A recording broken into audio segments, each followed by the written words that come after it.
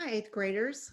Good morning and welcome to our Disney Attire Day. I hope all of you are doing well. We are continuing our book, The Greatest Treasure Hunt in History, and we are at a point where they're approaching actually the end of the war.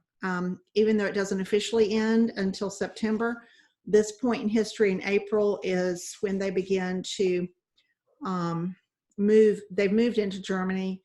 They're locating various art throughout Germany, and Adolf Hitler will soon be discovered. So we're on page 194. There's a picture there at the top. The discovery at Merkers included bags of gold bars and coins worth $250 million, about $8.5 billion at today's gold price.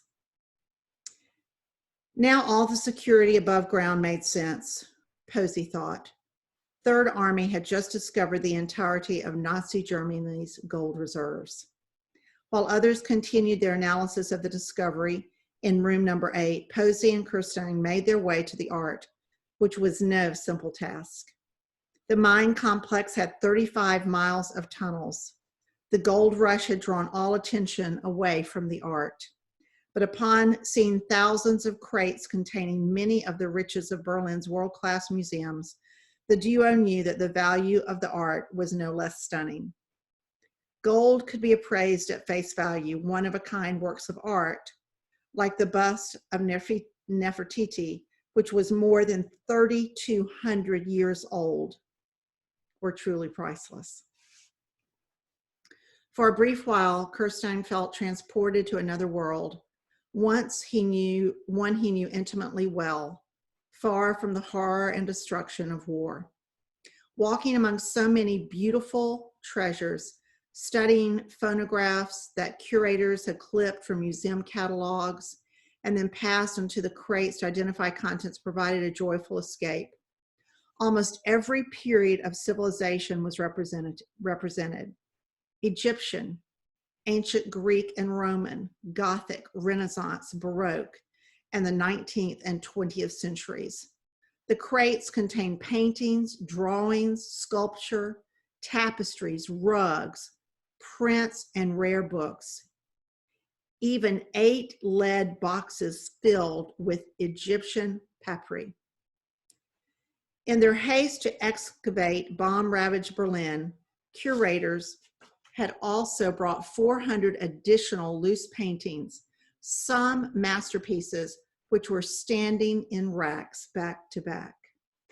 So before we continue reading, look at the bottom of page 195. It says, Monuments Man, Sergeant Kenneth C. Lindsay, poses with the bust of Nefertiti, one of many museum treasures found inside the Merkers mine.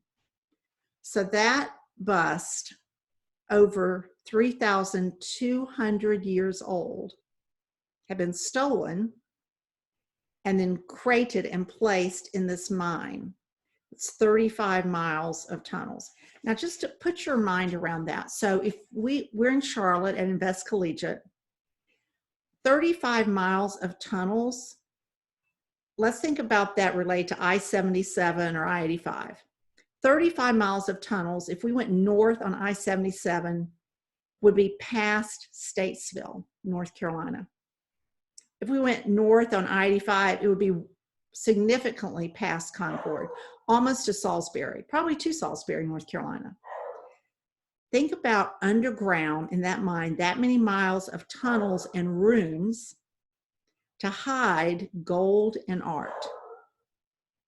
If any of you have ever watched the movie National Treasure, where the idea of the movie is that the world's treasure is stored underground, that kind of gives you an idea of what this was like visually.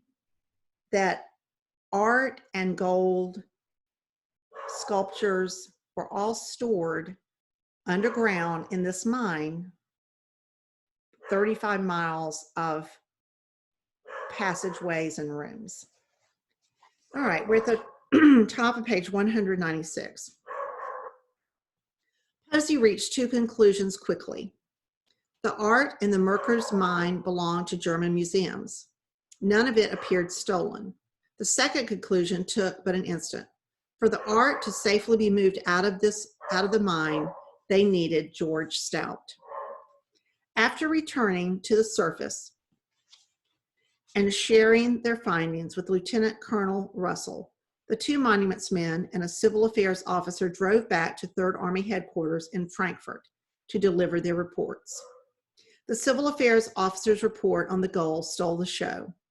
The preliminary tally of Reichsbank assets inside room 8 included 8,189 gold bars, 711 bags of American $20 gold pieces, and more than 1,300 bags of other gold coins, in all worth more than $250 million.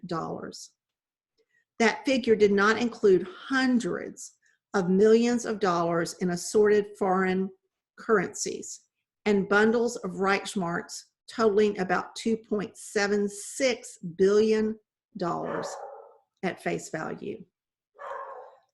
Posey called Stout the following morning and told him that he was urgently needed in Merker's. Having just learned of Huchthausen's death, Stout was busy lining up a monuments officer to fill the vacancy at 9th Army. By the time Stout arrived on the afternoon of April 11th, he heard that General Eisenhower had made the decision to relocate the contents of Merker's to a safer location. He wanted the now almost 2,000 soldiers guarding the mine and all their equipment released from guard duty and returned to the front as quickly as possible. Eisenhower hoped that with the enemy's primary source of war funding now in the hands of the Western Allies, the war might be one step closer to ending. At 10:30 on the morning of April 12th, Generals Patton, Bradley, and Eisenhower visited the Merker's mine, their first stop on a day-long inspection tour. As the generals descended into the darkness on the rickety single cable elevator with a German operator at the controls, Patton quipped, "If that clothesline should part, promotions in the United States Army would be greatly stimulated." "Okay, George, that's enough." Even in complete darkness, all those on the elevator instantly recognized Eisenhower's voice. "No more cracks until we are above ground again." The generals entered room 8 in awe. Slowly, they walked alongside the minecart track the entire distance of the cavern, past the bags of gold bars and coins and the bundled currency. In the farthest reach of the mine, almost 200 common suitcases containing gold and silver, household items, forks, and knives. Watch bands, cigarette cases, and cups have been lined up side by side. Sacks containing gold, tooth fillings, and rings taken from concentration camp victims were nearby. Unable to smelt their loot into gold and silver bars, the SS had simply delivered the objects, including the gold fillings, to the German Reichsbank for safekeeping. With the other generals looking on, Eisenhower reached down to one of the open suitcases and brushed his hand across the top of all that remained of thousands of people, as if to confirm the whole experience wasn't some horrific nightmare. Before departing, the group passed through the chamber containing some of the crated art objects and racks of loose paintings from Berlin, which included a masterpiece by the French painter Edouard Manet. The mine had been cleared of non-essential personnel for the duration of the general's visit, but monuments man George Stout, deemed absolutely essential, continued his evacuation planning nearby. So if you look on the bottom of page 198, April 12th, 1945, that is a rare photo. Generals Bradley, Patton, and Eisenhower, left to right, inspecting the paintings in the Merker's mine. And then at the top of page 199, GI's places painting by French artist Edward Manet atop one of the mine carts. We'll stop there at the bottom of page 199 until tomorrow. Thank you so much, 8th graders. Compelling story. Take care of yourselves. Bye.